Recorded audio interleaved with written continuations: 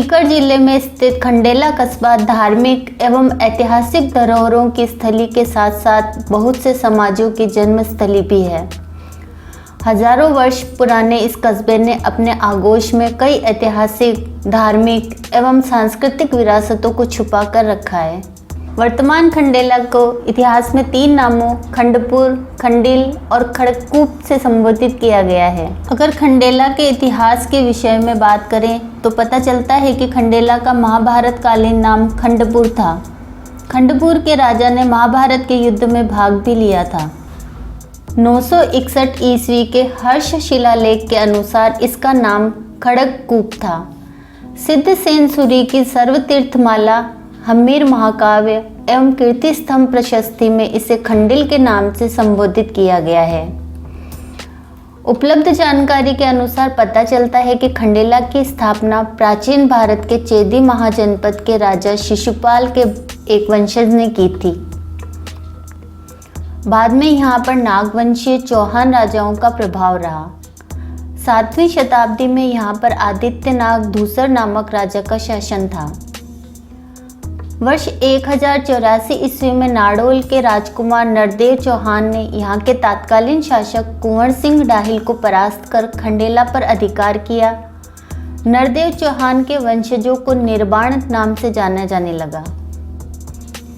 कालीबाई बावड़ी से प्राप्त एक शिलालेख के अनुसार 1535 ईस्वी में खंडेला पर निर्बाण राजाओं का शासन था एवं तत्कालीन शासक का नाम रावत नाथुदेव निर्बाण था। वर्ष 1578 ईस्वी में खंडेला के शासक पीपाजी निर्बाण को हराकर रायसल ने खंडेला में शेखावतों का राज्य कायम किया। इसके बाद आज़ादी के समय तक खंडेला पर शेखावत राजाओं का अधिकार रहा। निर्बाण राजाओं के संबंध में एक उल्लेखनीय बात यह है कि दिल्ली के इतना अधिक नज़दीक होने के बावजूद भी इन्होंने कभी अफगानों और मुगलों की अधीनता स्वीकार नहीं की। अकबर काल में तो निर्बाणों पर मुगल दरबार में उपस्थित होने के लिए निरंतर दबाव पड़ता रहा, परंतु ना तो इन्होंने अकबर की अधीनता स्वीकार की और ना ही कभी उसके यहाँ नौकरी करने गए। यहाँ तक कि इन्होंने अकबर को कभी कर भी नहीं दिया, परंतु बाद के शासक इस रुतबे को कायम नहीं रख पाए। खंडेला पर कई प्रतापी राजाओं ने आक्रमण भी किए, जिनमें रणथंभौर के हमीर चौहान और मेवाड़ के महाराणा कुंभा का नाम प्रमुख है। रणथंभौर के शासक हमीर चौहान ने 1285 ईस्वी में खंडेला पर आक्रमण किया, जिसका उल्लेख हमीर महाकाव्य में मिलता है। महाराणा कुंभा ने 1460 ईस्वी में भी खंडेला पर आक्रमण किया था, जिसका उल्लेख चित्तौड़ के कीर्ति स्तंभ प्रशस्ति पर है। वर्तमान में खंडेला की ऐतिहासिक विरासतों में गढ़, किले, बावड़ियाँ, हवेलियाँ एवं छतरियाँ आदि प्रमुख है। खंडेला के पहाड़ों में निर्बाण राजाओं के किलों के अवशेष मौजूद होने के साथ साथ जमीन पर छोटा पाना एवं बड़ा पाना गढ़ के रूप में शेखावत राजाओं की विरासत मौजूद है। अगर कुएं और बावड़ी की बात की जाए तो आज़ादी के बाद तक खंडेला में कुल 52 बावड़ियाँ हुआ करती थी, जिसकी वजह से इसे 52 बावड़ियों वाला खंडेला या बावड़ियों का शहर कहा जाता था।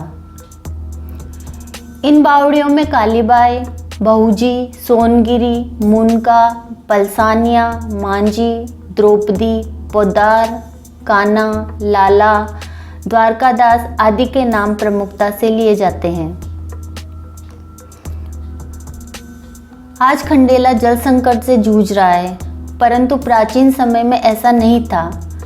खंडेला क्षेत्र में मेंढा, कांतली, दोहन, कृष्णावली, साठी नामक कई नदियां बहती थी, जिनमें कांतली नदी का उद्गम स्थल तो खंडेला की पहाड़ियाँ ही है।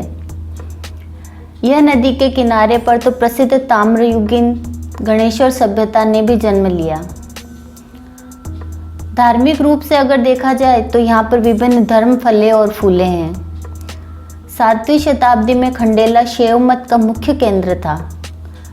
वर्ष 644 ईस्वी में राजा आदित्यनाग धूसर ने यहाँ पर अर्धनारीश्वर का एक मंदिर बनवाया था। बाद में इस मंदिर के ध्वंसावशेष से एक नया मंदिर बना, जिसे खंडलेश्वर के नाम से जाना जाता है। इस बात की पुष्टि 1008 ईस्वी में प्राप्त खंडेला शिलालेख से होती है। यह भूमि महान कृष्ण भक्त करमेती बाई की जन्मस्थली भी है, जिन्हें कृष्ण भक्ति में मीराबाई के तुल्य माना जाता है। खंडेला में इनका निवास शेखावत राजाओं के समय में रहा था। यहाँ पर खंडलेश्वर महादेव के साथ साथ चारोड़ा धाम का शिव मंदिर, चामुंडा माता का मंदिर, बिहारी जी का मंदिर, नरसिंह का मंदिर एवं किले वाले बालाजी का मंदिर भी प्रमुख है। यह क्षेत्र जैन धर्म की गतिविधियों का भी केंद्र रहा है। 8वीं शताब्दी में जिन सेनाचार्य ने यहाँ पर एक चौहान नरेश को जैन धर्म की दीक्षा दी थी। इस स्थान का धार्मिक रूप में उल्लेख सिद्धसेन सूरी ने सकल तीर्थ सूत्र में किया है। सिद्धसेन सूरी की 1066 ईस्वी में रचित सर्व तीर्थमाला में खंडिल खट्टउसूस के नाम आए हैं। 14वीं शताब्दी में असाधारण प्रतिभाशाली जैन आचार्य जिनप्रभ सूरी ने भी यहाँ निवास किया था। जैन धर्म में प्रख्यात खंडिल गच्छ भी इसी के नाम पर है। वैश्य समाज के कुछ वंशों का उद्भव खंडेला से जुड़ा हुआ माना जाता है। मान्यता के अनुसार खंडेला के चौहान शासक खंग के मंत्री धनपाल के बीजा, महेश, खांडू और सुंडा नामक 4 पुत्र थे।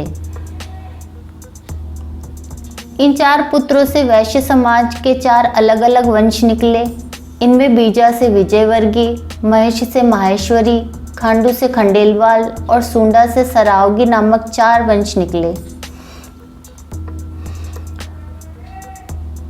खंडेलवाल वैश्य समाज ने तो अपने उद्भव स्थल खंडेला को एक तीर्थ स्थल के रूप में माना है एवं पलसाना रोड पर अपनी 37 कुल देवियों एवं गणेश जी को समर्पित एक भव्य खंडेलवाल वैश्य धाम का निर्माण करवाया। वर्तमान में खंडेला कस्बा अपनी विरासतों को खो चुका है। पेयजल की किल्लत और रोजगार के अभाव की वजह से बहुत से लोग यहाँ से पलायन कर चुके हैं। लेकिन कोई दुनिया में कहीं भी चला जाए, परंतु जब बात अपनी पैतृक भूमि की होती है तो दिल अपने पुरखों की मिट्टी में अपनी जड़ें ढूंढने के लिए छटपटाने जरूर लगता है। यह मिट्टी हमारे लिए पूजनीय इसलिए हो जाती है क्योंकि इसमें हमारे पुरखों का खून और पसीना मिला होता है और इसका एक एक कण हमें उनके आशीर्वाद की याद दिलाता है। यह मिट्टी हमारे लिए इसलिए भी पूजनीय हो जाती है क्योंकि इसमें हमारे बचपन की अविस्मरणीय यादें जुड़ी होती है।